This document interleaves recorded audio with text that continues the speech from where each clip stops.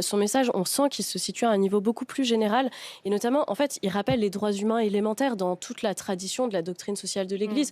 Il rappelle le droit des peuples à être informés, le droit des journalistes à exercer leur profession. Il rappelle évidemment la dignité de l'homme au service de laquelle doivent être toutes les activités humaines, tout simplement. Là-dessus, il est vraiment complètement dans la tradition de l'Église. Et ce qui est intéressant, c'est qu'effectivement, là où c'est assez politique, c'est qu'il parle de l'Église comme devant accepter les défis du temps. L'Église s'adresse, elle est dépositaire de la parole de Dieu et elle doit les transmettre aux hommes, mais aux hommes d'un certain temps, qui sont inscrits dans une certaine époque, dans un certain monde. Et là, typiquement, il fait le lien avec l'intelligence artificielle qui peut changer l'exercice médiatique, mais changer beaucoup plus globalement nos existences et chaque portion de notre existence.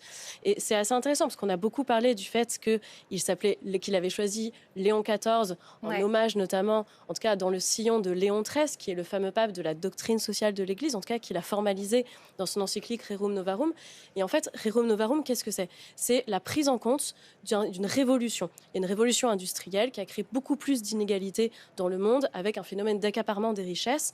Et on a deux idéologies qui se tirent la bourre, qui sont d'une part le capitalisme sans frein et d'autre part le socialisme marxiste. Et l'Église voulait apporter sa voie médiane, cette espèce de troisième voie de réponse dans ce monde-là, en disant voilà, maintenant il faut faire attention aux droits des travailleurs, quel principe de justice je peux donner pour guider l'action des hommes et pour que les politiques puissent prendre de bonnes décisions. Et là, face à l'intelligence artificielle, on sent qu'il fait un parallèle. Il se dit, il y a une révolution industrielle en cours, eh bien l'Église doit utiliser sa sagesse multiséculaire pour y répondre et essayer de mettre un cadrage moral des principes éthiques. On va continuer à commenter ce qui a été